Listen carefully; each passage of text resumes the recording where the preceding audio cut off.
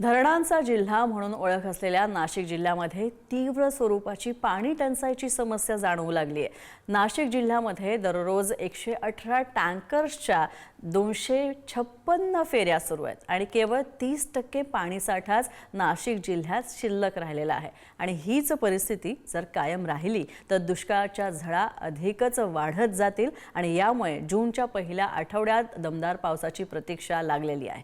पाहूया आमचा special report. Nashik जिल्ह्यात उन्हाची तीव्रता वाढल्याने पाणी टंचाईचं संकट अधिक गडद झालंय। शहरासह ग्रामीण भागातील अनेक गावे आणि वाड्या वस्त्यांमध्ये पिण्याच्या पाण्याची टंचाई जाणवू लागली आहे। प्रशासनाकडून दररोज 118 टँकरच्या माध्यमातून तब्बल 256 फेऱ्या करून पाणी पुरवठा केला जातोय। सध्या जिल्ह्यातील 109 गावे आणि 238 वाड्यांमध्ये पाणी टंचाईची समस्या निर्माण झाली आहे। यंदाच्या उन्हाळ्यात नाशिककरांना प्रखर उष्णतेचा सामना करावा लागला। सलग 4 ते 5 दिवस तापमान 40 अंशांच्या पुढे स्थिरावल्याने धरणांतील पाण्याचे बाष्पीभवन वेगाने झाले। परिणामी पाणी पातळी झपाट्याने घटली असून जिल्ह्यातील प्रमुख जलसाठ्यांवर ताण वाढलाय। नाशिक जिल्ह्यात 7 मोठे आणि 19 मध्यम असे एकूण 26 प्रकल्प आहेत। या सर्व धरणांमध्ये मिळून सध्या सुमारे 21,534 दलघफू म्हणजेच केवळ 30% उपयुक्त पाणीसाठा शिल्लक आहे। मे महिन्याचा अजून एक आठवडा बाकी असताना पाणीसाठ्यांची चिंताजनक स्थिती समोर आली आहे। धरण उशाला आणि कोरड घशाला ही अशी शोकांतिका आहे। आमच्या गावापासून साधारण धरण हे साधारण 10 किलोमीटर अंतरावर आहे, परंतु त्या गावामध्ये 20-20 दिवस पाणी येत नाही। आमच्या माता माऊली 2-2 किलोमीटर पाणी आणण्यासाठी डबल अंड्याने पाणी वाहतात। अक्षरशः उन्हाच्या झळा लागतात आणि या पाण्यामुळे अक्षरशः मरण कसं येईल या प्रतीक्षेतले ते लोक आहेत। काही गावांची अशी परिस्थिती त्यांचं 15 दिवस तर महिन्याच्या आड पाणी येतं आणि मालेगाव शहराला लागून फक्त 5 किलोमीटरपर्यंत ते धरणाचं पाणी येतं। तिथून देखील आज माळमाथ्याला पाणी दिलं जाऊ शकत नाही। हे कुठंतरी सन्माननीय दादाजी भुसे साहेब यांचं अपयश दिसतंय की आज त्यांना 25 वर्ष होऊन आमदार झाले, 10-12 वर्ष ते मंत्री असताना देखील आज देखील माळमाथ्याला टँकरने पाणी पुरवठा करावा लागतो। आज मालेगाव शहरातल्या ज्या पाईपलाईनी आहेत, ज्या गिरणाऱ्यामधून आलेल्या आहेत, त्या पाईपलाईनी वारंवार फुटत असतात आणि हजारो लिटर पाणी त्या मालेगाव शहराच्या नाल्यांमध्ये वाहत असतं।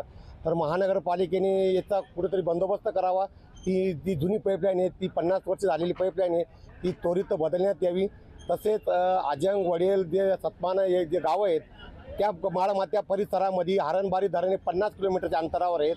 तर त्या गावांमध्ये पाण्याचा असा खूप मोठा प्रश्न आहे। 8-8 दिवस त्या गावांमध्ये पाणी येत नाही। त्या पाण्यासाठी लोकांना कामं मिळत नाही, जनावरांना चारा मिळत नाही, अशा अनेक प्रश्न निर्माण झालेले आहेत।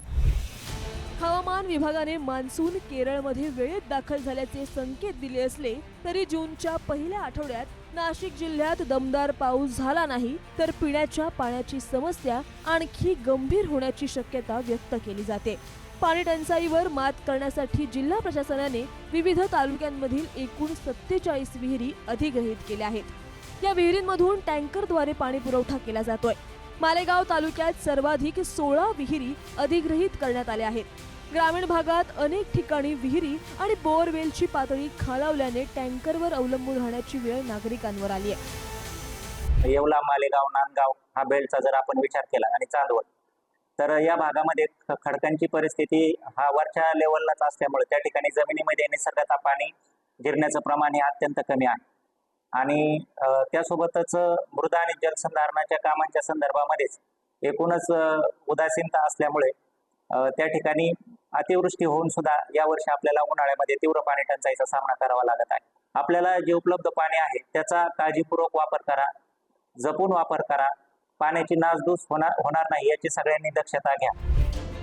गंगापूर 40.82%, मुकणे 30.76%, करंजवण 23.7%, ओझरखेड 36.20%, दारणा 20.17%, भावली 26.85%, वालदेवी 61.69%, चणकापूर 41.86%। सर्वाधिक चिंताजनक स्थितीतील धरणे वाघाड 2.48%, भोजापूर 2.49%, पुणेगाव 4.65%, आळंदी 7.84%, तिसगाव 8.13%, वाकी 8.59%. दरम्यान ग्रामीण भागात पिण्याच्या पाण्यासाठी नागरिकांना मोठ्या अडचणींचा सामना करावा लागत असून अनेक ठिकाणी महिलांना लांब अंतरावरून पाणी आणावे लागत आहे. आगामी काही दिवसात पावसाने हजेरी लावली नाही तर टँकरची संख्या वाढवावी लागण्याची शक्यता व्यक्त केली जाते. त्यामुळे पावसाची जूनच्या पहिल्या आठवड्यात दमदार हजेरी लागावी अशी अपेक्षा बळीराजासह जिल्हावासियांना लागली आहे. प्रदीप पाटील आणि संतोष बटाव, पुढारी न्यूज, नाशिक.